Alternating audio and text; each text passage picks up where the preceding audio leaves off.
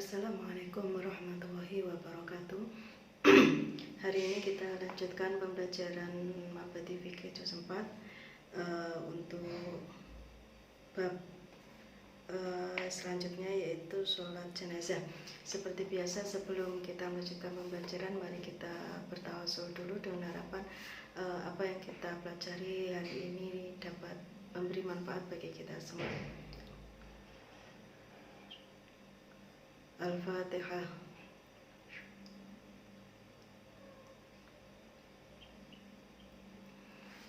Baik, kita lanjutkan. Bismillahirrahmanirrahim. Sholatul janazati. Sholatul janazati utawi bab mertelake sholat jenazah. Sholatul janazati utawi bab mertelake sholat jenazah. Ma utawi iki iku perkara yajibu kang wajib apa malil mayiti maring mayit. Ma utawi iki iku perkara yajibu kang wajib apa malil mayiti maring mayit.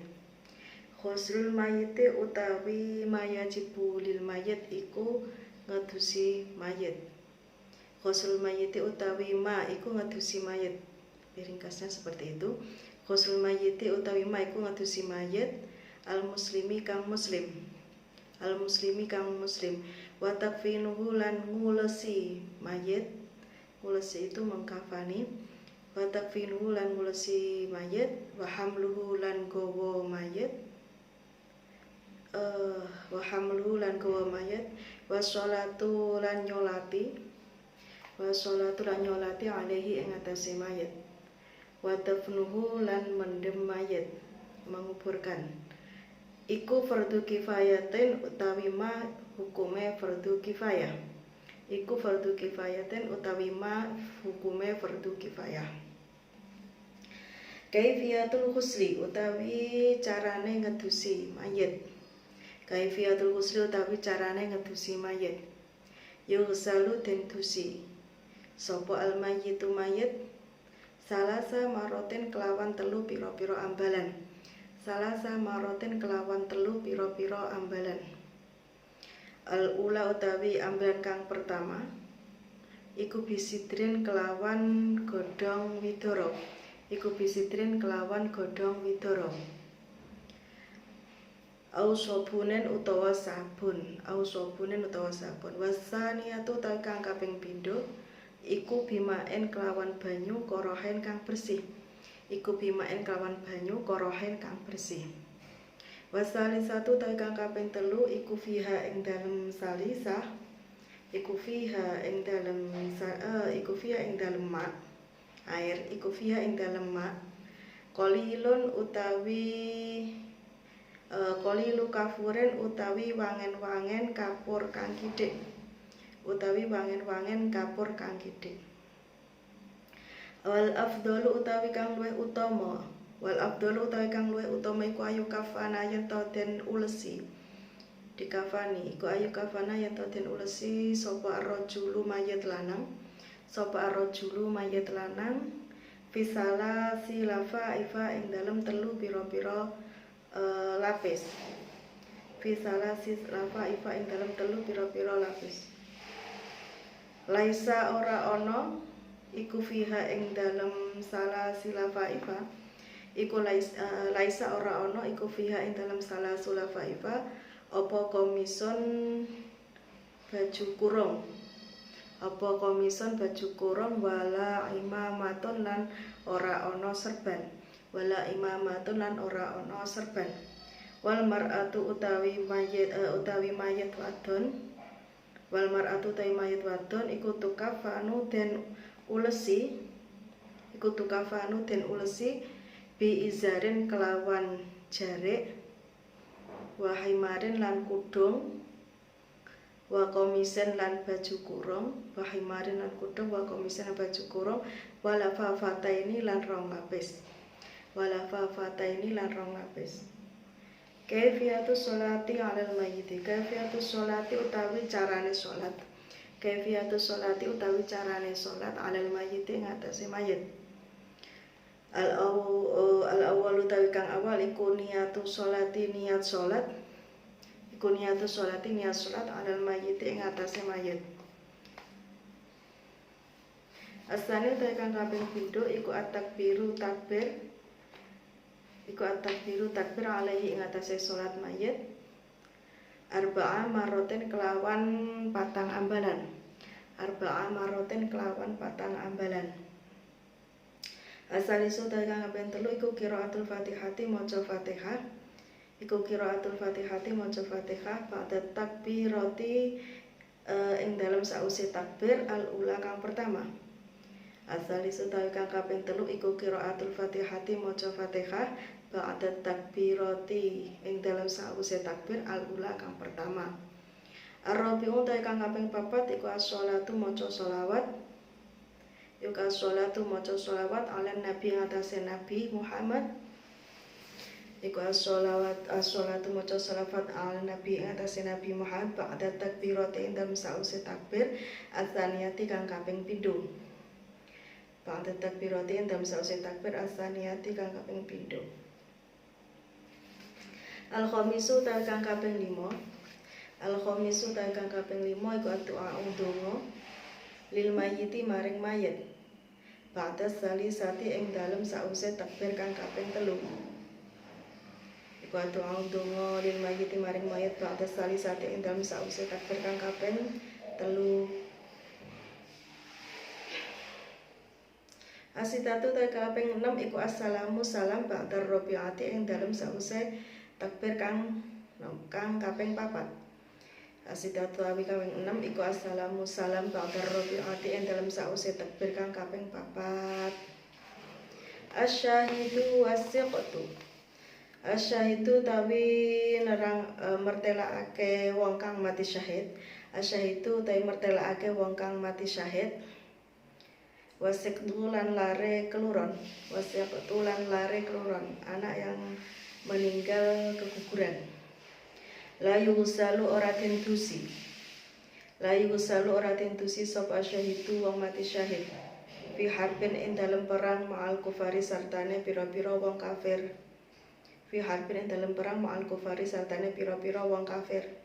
Wala yusalla lan ora den salati alaihi ing atase syahid. Sapa alaihi ing atase syahid. Wala yusallalan ora den sholati sapa ali atase syahid. Wasiqtu utawi lare keluron.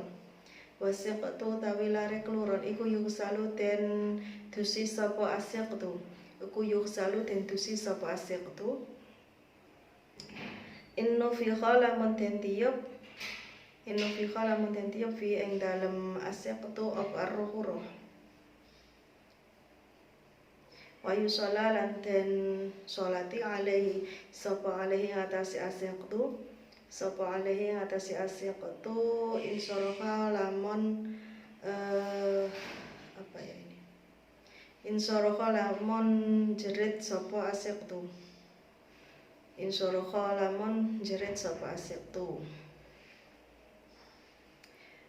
Sekarang kita membahas tentang sholat jenazah. Ma yajibu lil mayyit. Hal-hal yang diwajibkan bagi mayit. Tentu bagi orang yang kewajiban ini berlaku bagi yang masih hidup. Ghusl mayyitil muslim wa takfinu wa hamluhu wa sholatu alaihi wa dafnuhu fardu kifayatin. Hal-hal yang diwajibkan bagi mayit yang pertama yaitu memandikan mayit yang muslim, kemudian mengkafani, mengkafani dan membawanya ke kuburan, washolatu alaihi wa dafnuhu dan menyolati serta menguburkannya. Nah, hukum-hukum dari hal-hal ini tadi yaitu memandikan, kemudian mengkafani, menyolati dan menguburkan itu hukumnya fardu kifayah. Artinya ketika dalam satu kelompok itu sudah ada yang mengerjakan, maka kewajiban yang lain gugur. Tapi jika tidak ada yang mengerjakan, maka semuanya terkena dosa. Nah, ukuran kecukupan dari fardu kifayah itu adalah apabila pekerjaan atau hal yang diwajibkan ini sudah terlaksana. Jika meskipun yang mengerjakan orang banyak, tapi kewajiban yang fardu kifayah ini belum terlaksana, maka belum menggugurkan kewajiban yang lain. Misalkan memandikan mayat. Memandikan mayat ini memerlukan tenaga 10 orang misalkan. Nah ya, ketika yang mengerjakan masih 5 orang, maka ini belum menggugurkan kewajiban yang lain. Nah, kewajiban yang lainnya ini baru gugur ketika memandikan mayat ini sudah dikerjakan oleh 10 orang. Nah, seperti itu. Jadi batasan dari fardu kifayah adalah ketika hal yang dihukumi fardu kifayah ini sudah bisa terlaksana, maka yang lain baru gugur kewajibannya. Sekarang kaifiyatul ghusli, cara memandikan mayat ini, cara memandikan mayat. Yusalu mayat itu salah sama roten. Jadi mayat ini minimal dimandikan dengan 3 kali guyuran air. 3 kali guyuran air. Yang pertama, alula bisitin usobinin, dengan diguyur dengan air yang di dalamnya itu dicampur dengan daun bidara. Kalau di kita biasanya pakai daun kelor yang daunnya kecil-kecil, kelor yang kecil-kecil, bukan yang besar-besar. Au sobunin atau sabun, atau dikasih sabun. Nah, diguyur pertama pakai air, kemudian dikosoi pelan-pelan dengan daun bidara atau daun kelor. Daun bidara dan kelor itu beda ya. Kemudian kalau tidak itu dengan sabun, disabuni.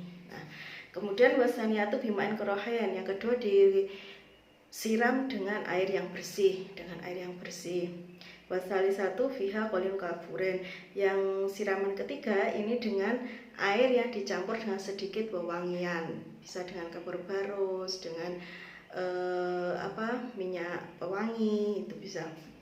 Jadi pertama disiram dengan air, kemudian digosok pelan-pelan dengan daun bidara, daun kelor atau dengan sabun. Setelah itu diguyur dengan air bersih, disiram dengan air bersih. Setelah itu kemudian disiram lagi dengan air yang dicampur dengan wewangian sedikit saja, tidak perlu banyak-banyak.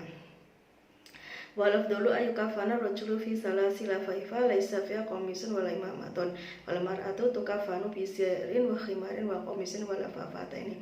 Nah, sekarang mengkafani jenazah atau mayat. Wal afdolu itu artinya yang lebih baik.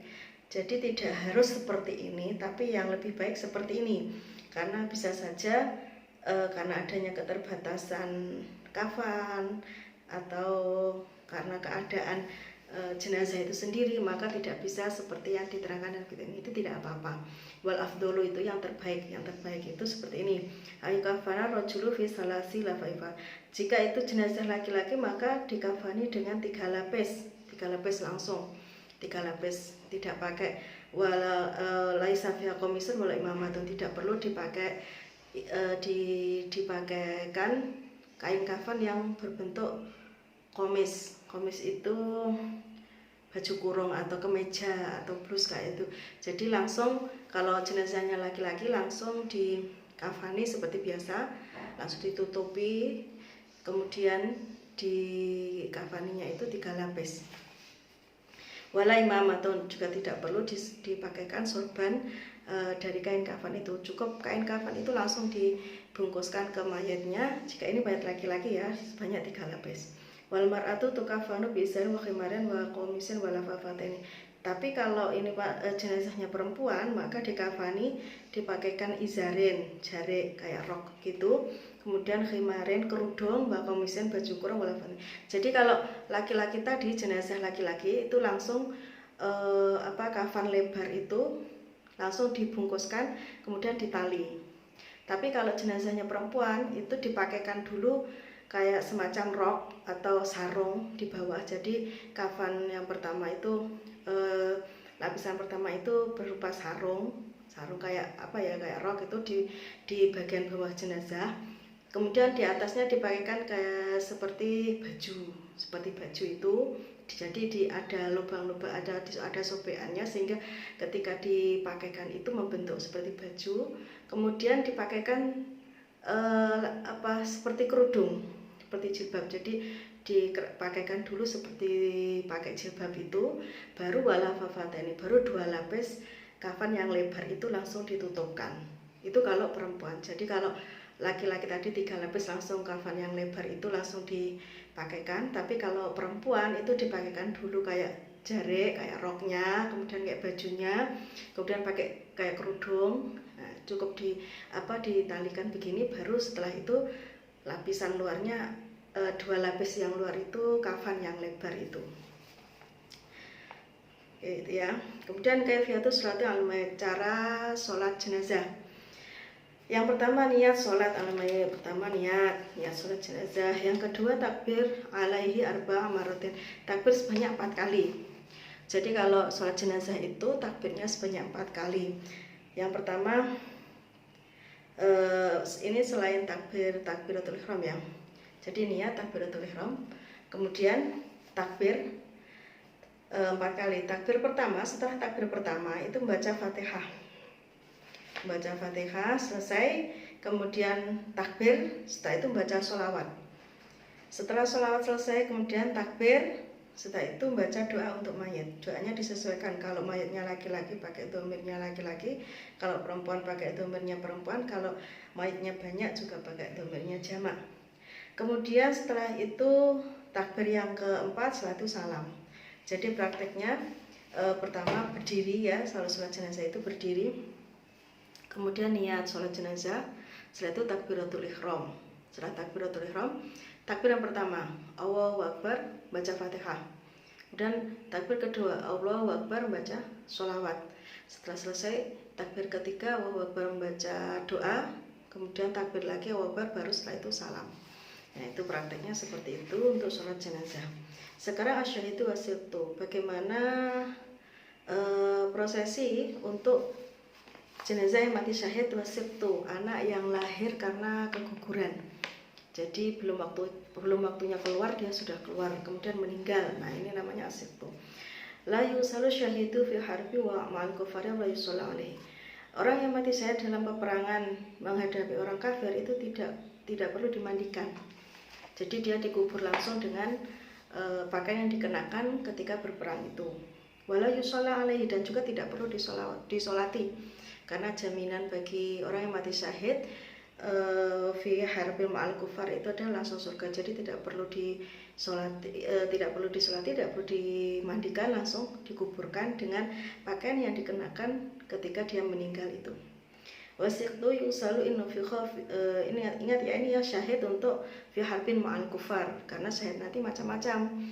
Yang tidak perlu dimandikan, tidak perlu disolati adalah syahid yang fi harbin ma'al kufar.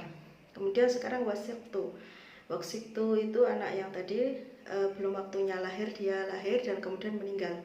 Yusalu inna fi ruh wa yusallu alaihi insyaallah.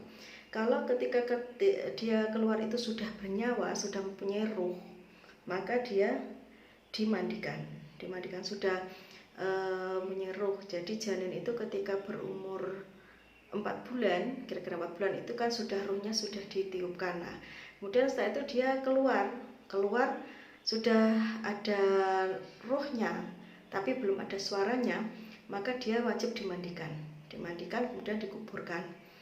Wa yusallu alaihi insyaallah. Tapi kalau sudah keluar, dia sudah mempunyai suara, maka selain dimandikan juga wajib disolati. Jadi seperti diperlakukan seperti jenazahnya orang dewasa.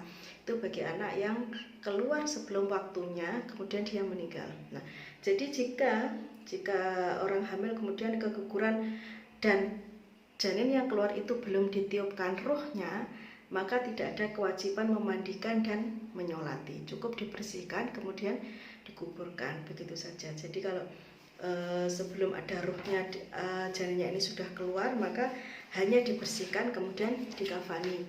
Kalau sudah punya ruh kemudian dia keluar, dia wajib dimandikan saja kemudian dikuburkan. Tapi kalau dia sudah keluar, sudah ada suaranya, berarti otomatis dia sudah punya ruh, maka selain dimandikan dia juga harus disolati seperti jenazah dewasa.